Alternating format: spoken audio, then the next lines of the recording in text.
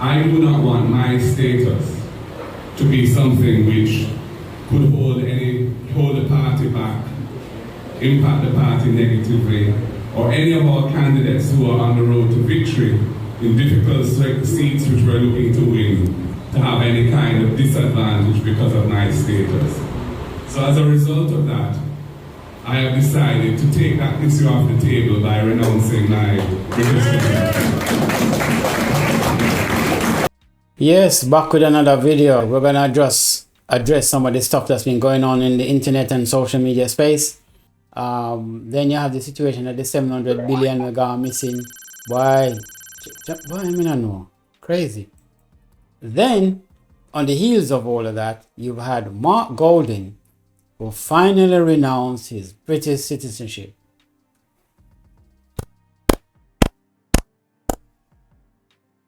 Yes, you finally renounced your British citizenship. Now, the clap is not in support of your political party, sir.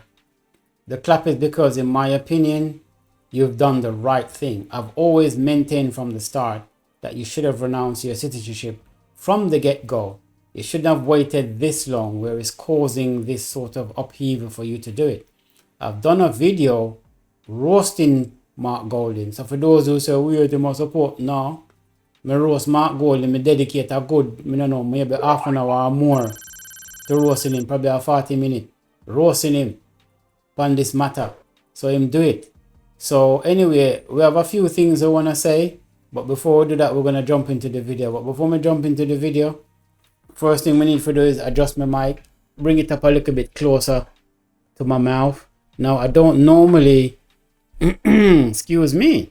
I don't normally like to show my mic in the sort of shot. But I've got on a black shirt, so that's fine. I'm going to put on my headphone too. Because normally, when I want to comment during a video playing, I didn't put my headphones on in the last one, so the sound came out weird. Now, having said all of that, let me just adjust this a bit better. Now, having said all of that, the audio for Mike Golding's video is a little bit distorted. That's nothing I can do my end. It's just the way the engineers or his engineers or whoever did this video recorded it their end at the Morant Villa. So that's just that. So let's just jump into the video. And I'll just interject as the video plays and give my 2 cents and try and make this as nice and snappy as possible. But there's a few things that I really want to sort of tackle about this video. So let's just go. So first of all, there we are. Let's just play. I'll make the video play and then we'll just go through it. My situation is one where I've always regarded my status as being normal and not something that I should be concerned about. However, when the issue came out in the public domain, I did say that while my own view of the matter of dual citizenship is that we should be expanding rather than narrowing the scope of who can participate in our political process, even at the highest level, given the diaspora that we have as a reality, the Jamaican family being international, and we being so dependent on our Jamaican family for the sustenance and support of our economy and our society here. And we discussed some of those issues a while ago in the discussion on economic transformation. I also said that I had to be mindful of where the Jamaican people felt about this. And if it became apparent that the view was that leaders in the parliament, or members of parliament, senators, or persons of holding high office should be exclusively Jamaican citizens, I would take that into account. And comrades, we have reached a point now where we have some data on the views of the public on this matter. And while I express my own view is on the way we ought to be going as a country in relation to this issue, I do not want my status to be something which could hold the party back, impact the party negatively, or any of our candidates who are on the road to victory in difficult seats which we're looking to win, to have any kind of disadvantage because of my status. So as a result of that, I have decided to take that issue off the table by renouncing my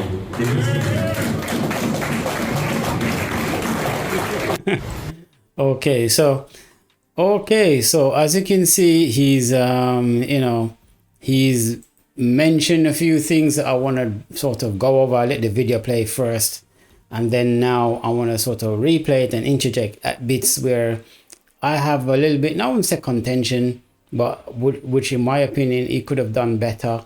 I don't know who his PR team is. I'm no PR expert. So I'm only viewing this video from the position of a lay ordinary man looking at the video and the impressions that I'm getting from it and the interpretations that I'm kind of getting from the stuff he said. Now, as you know, I don't support no politician. I'm in no support no political party, and therefore I've already extended a video where me roast Mark Golding for the better part of probably some 30-40 minutes.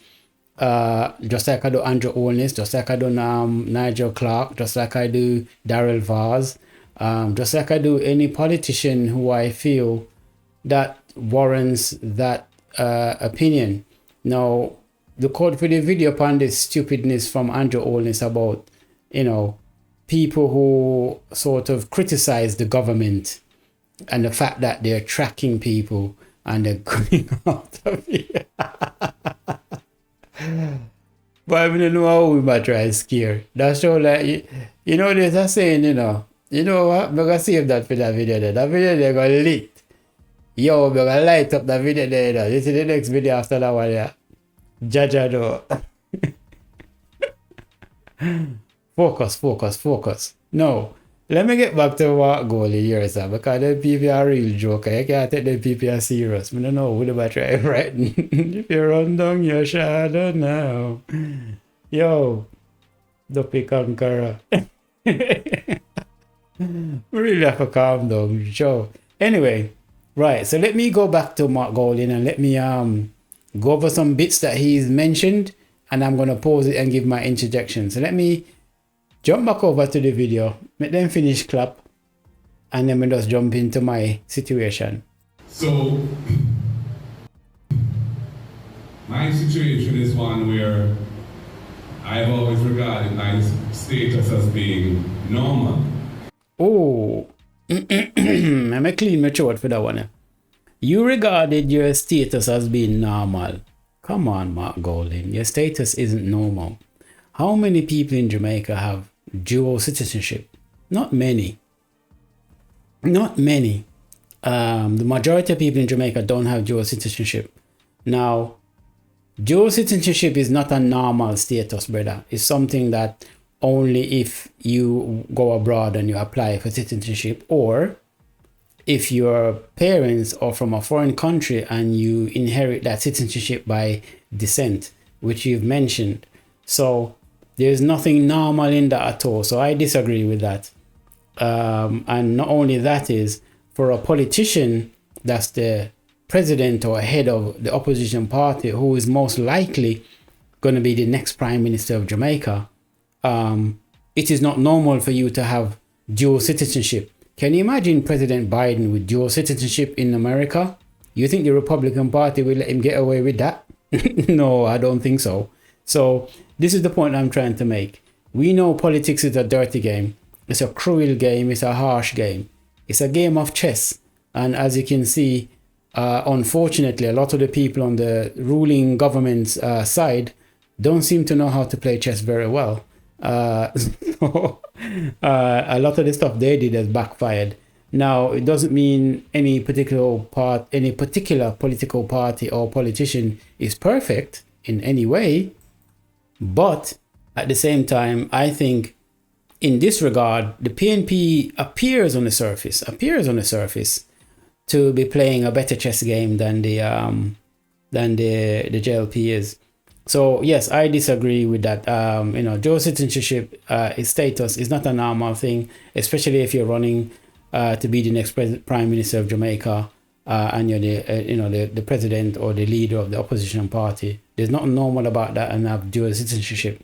Now, I have stated many times, and I will state it again, Mark Golding is not doing anything wrong. He hasn't broken any rules, and he hasn't broken any laws in that respect. So, but at the same time, it's the ethical question that I've always raised an issue with. And not something that I should be concerned about.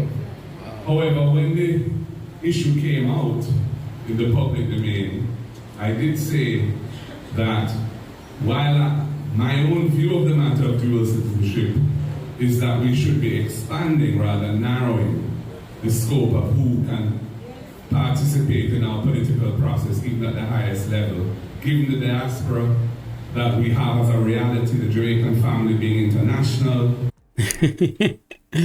Yo, Mark Golding smart, Mark Golding is a very, very smart man. I'm gonna give that to him. John, no. That man is not just smart, that man is so smart. Now, he did say that, the diaspora should be able to participate in politics even at the highest level. I disagree with that. And I understand why he's saying that, because of the position he himself finds himself in. And again, I reiterate that, he's not, breaking any rules. He's not breaking any laws. The Constitution fully 100% supports his status. So he doesn't have to renounce it if he doesn't want to, regardless of what any polls say.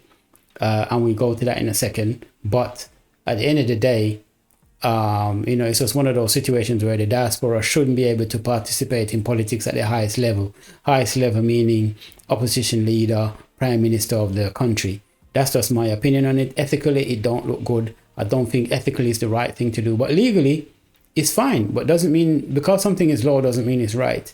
So that's just my issue on that. So let me just jump back over and just, let him continue. And we're being so dependent on our Jamaican family for the sustenance and support of our economy and our society here. And we discussed some of those issues a while ago in the discussion on economic transformation. Okay, so he made another good point here where he basically said that, if, the diaspora, sort of participate on the level of contribution financially to the economy by sending home remittance and stuff like that, goods and services. A lot of them open up businesses in Jamaica, supporting their families in Jamaica. All of that is fine, and I understand it. And therefore, he's saying that that's the reason why the diaspora should be able to participate at that high level, because they're spending their money, they're helping the economy, and they're doing other things. So therefore, you shouldn't be shutting them out.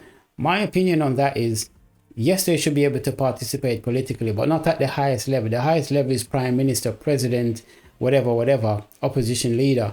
If you're going to participate at that level and you're part of the diaspora, it means you need to pack your shit in the country where you live in, move back to Jamaica, have one citizenship, which is the Jamaican citizenship, which shows and demonstrates that you're committed and passionate about putting Jamaica first. Okay? Even though the Constitution of Jamaica right now allows dual citizenship if you're within the Commonwealth.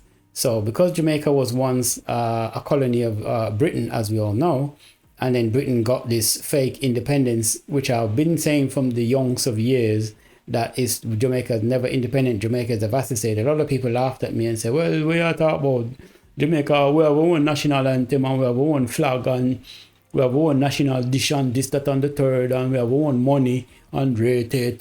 So, what you mean we're not independent? I'm going to say, well, go back, go read the Constitution and look at the fact that the judicial system has the final court in the Privy Council. Well, that don't mean nothing. But no, you see, that all come home to roost now. Now everybody's scratching their head.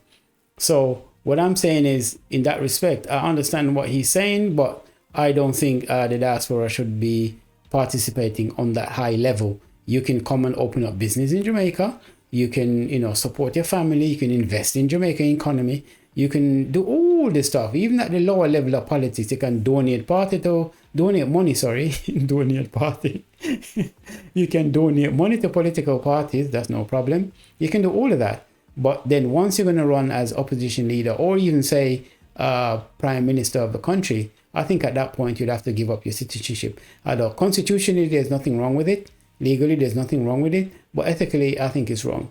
And it shows it's a demonstration to the public and to the electorate that you're committed. That's what I'm saying. So let's just jump back over here and see the next point he's talking about.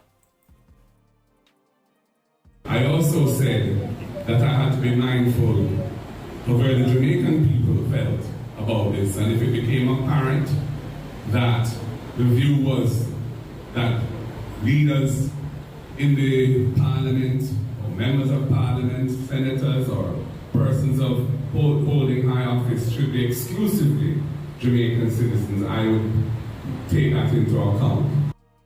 Okay, so that's another point that he's made that I've got, so now I wouldn't say I have a contention with it, but what I would say is when you're doing something, do it for the right reasons. Don't do it because how the votes sway and the way the wind blows, so to speak. Now he's done what I think is a very smart, common sense thing to do, which is to put it to the people. He did a poll, and the poll came back that says either the majority of his supporters or a significant amount of people has actually voiced or expressed their views that he should renounce his UK citizenship, and therefore in that respect he's going to do it.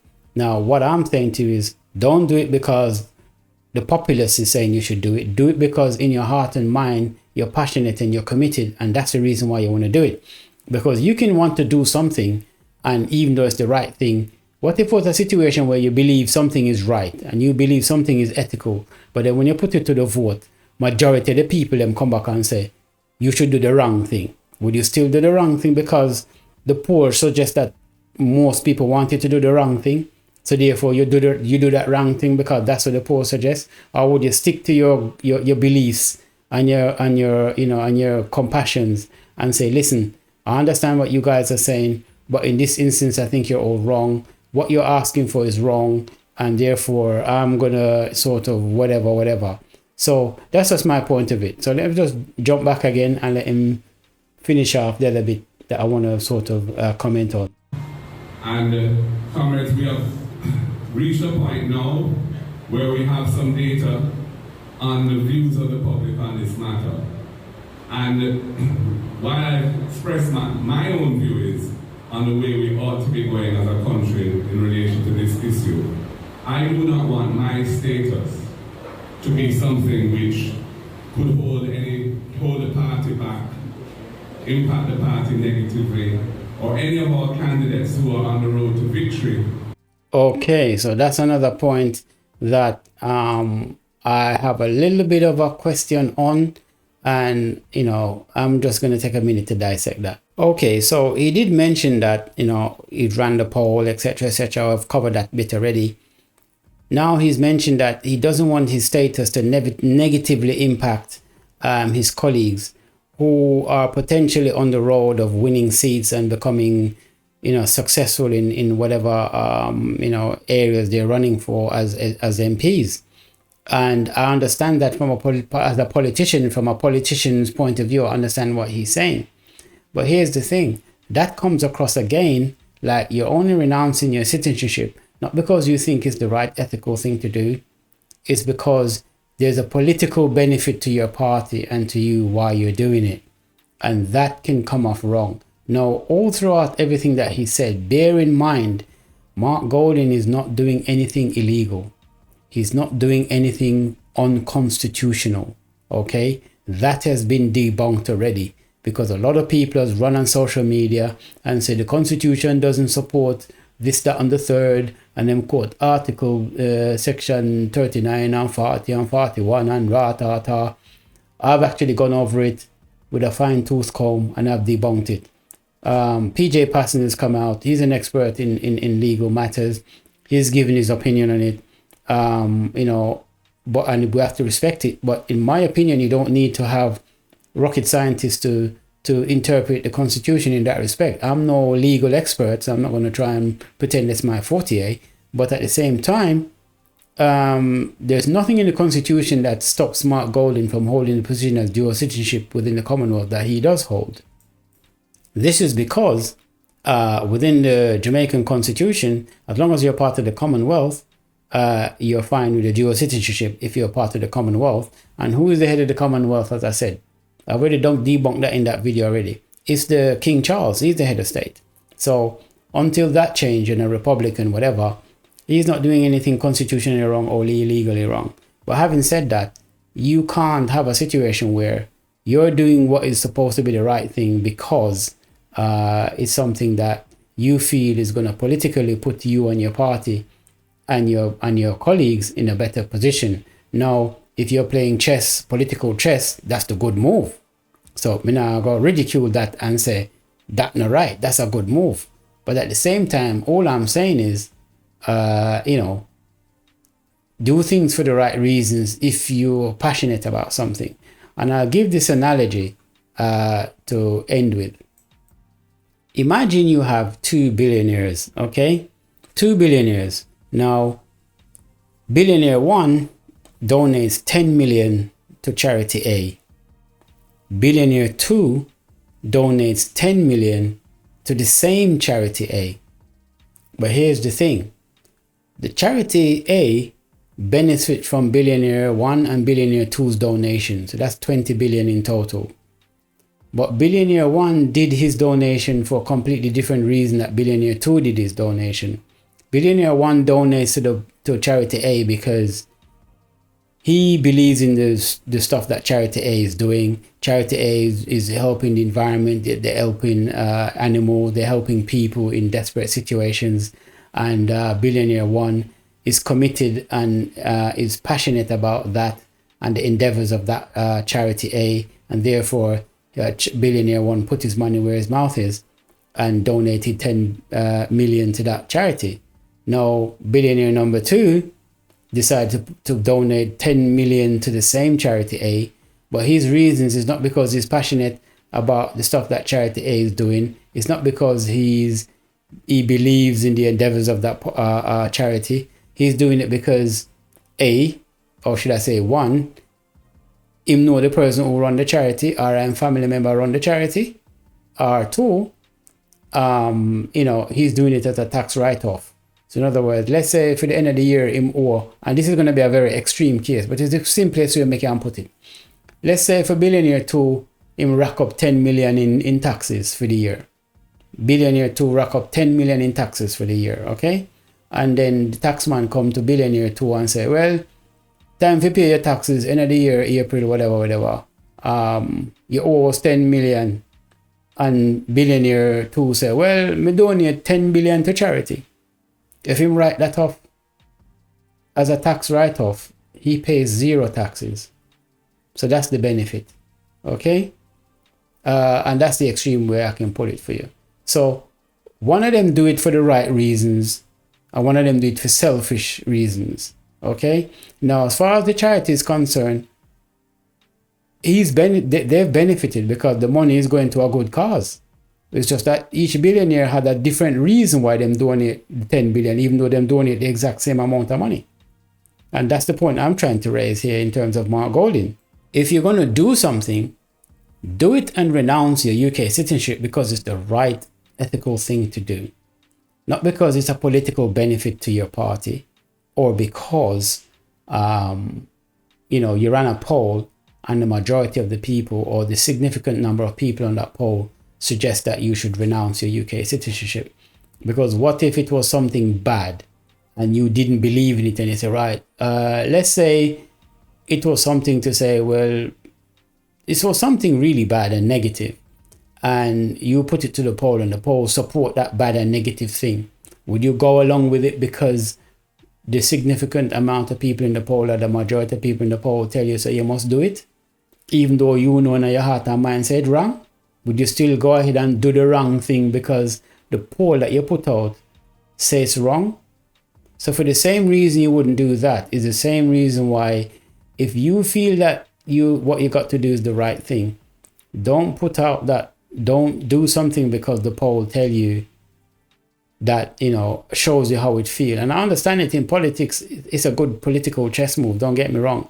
Mark Golding is not doing anything wrong in that respect. So a lot of people might think, well, I can't quite follow you, so confusing. 1 minute you say this and next minute you say that. No, you have to differentiate ethical, personal, compassionate ideologies from political chess game. Okay? And so from a political chess game point of view, Mark Golding, in my opinion, did make an initial blunder, but he's corrected that by now renouncing his UK citizenship, because he's run the test, he's done the polls, he's discussed it with his political colleagues, and they've come to the conclusion with all the data that they've collated that the smart thing to do is to renounce it going forwards. And then any other sort of politicians within the PNP party would assume would also going to renounce their dual citizenship, whether it's within the Commonwealth or not. So I understand that political move, and I'm sure the JLP them busy I do the same thing too, because if it comes out later on that some of the political members them on the JLP side them have dual citizenship with any other country regardless of whether it's in the Commonwealth, no, they're open to criticism. So this is why you see the situation where initially a lot of people were being called out for dual citizenship, and people were quickly coming public and saying, oh, I'm British as well, I'm going to renounce it. Like you see, I think it was Carson that did it, and the other PNP, I can't remember his name, he did it as well. So, but it is good. But at the end of the day, just like the charity scenario, both of them do it to help a cause, and it's benefiting that cause, but the donors are doing it for different reasons. And that's all I'm saying. That's it.